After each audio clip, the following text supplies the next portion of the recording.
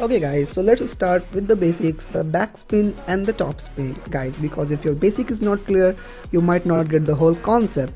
So in backspin guys, when you're hitting a ball straight in the line with some force, adding backspin, the cue ball actually come in the opposite direction in which your ball you just hit is going in. So I'm hitting the black ball, adding some backspin with some force, and my cue ball will come actually to the opposite direction when I'm hitting the black ball. So now guys, talking about the top spin, is just opposite to the back spin. When you're hitting a ball straight in the line with some force, adding top spin, the cue ball exactly follow the target ball which you hit. So I'm hitting the black ball, adding top spin with some force, and my cue ball will actually follow the target ball which I hit. This is so simple and easy guys.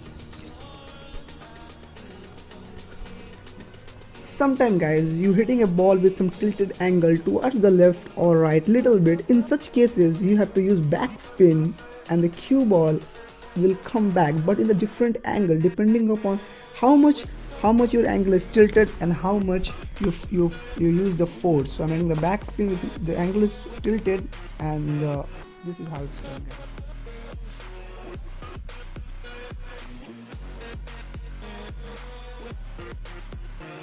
Okay guys, so the next thing is the top spin with some tilted angle. So in this case, when you're adding top spin with some tilted angle, the cue ball will follow in a curved manner. So I'm hitting a black ball with adding top spin. You can exactly see my aim is little bit tilted. I'm adding top spin, so my cue ball actually goes in a curved manner. You can see. The second guideline will actually help you to determine in which direction your cue ball will actually go. So this will be very helpful.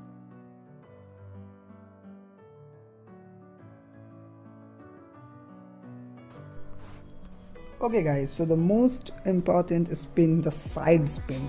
The side spin is the most important spin in the 8-ball pool guys. You have to must learn the side spin.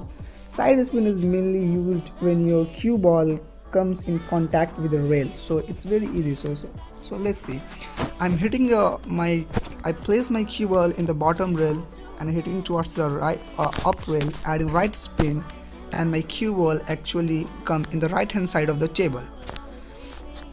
You can see.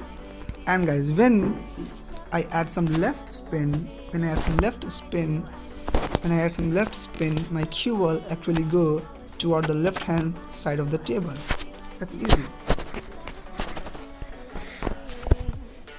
So guys, up till now we have been discussed situations where the cue ball was in the bottom of the table and the target was on the top of the table. In this situation, the cue ball side were similar to ours. Now we will discuss the conditions where the cue ball is on the top of the table and the target ball is in the bottom of the table. So in this situation, the cue spin choice become opposite. Let me demonstrate you first guys.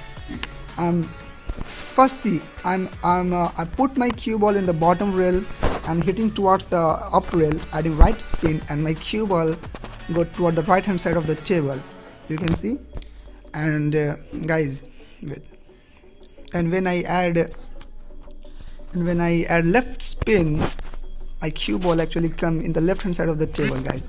But when I put my cue ball on the top side of the table, in the top rail of the table, and hitting towards the bottom rail and adding some right spin, my cue ball actually go in the left hand side of the table. Opposite spin guys, opposite spin. And when I put my cue ball into up rail and hitting towards the bottom rail, adding left spin, my cue ball actually come towards the right hand side of the table guys. You can see these things. The main reason what is the right to us is left for the cue ball, and what is left to us is right for the cue ball. It is very easy, guys. Just turn your phone to the 180 degree and you just know what is right to us is actually left for the cue ball, and what is left to us is actually right for the cue ball. So it is not very difficult to understand side spins once you get an idea about which side is which from the cue ball.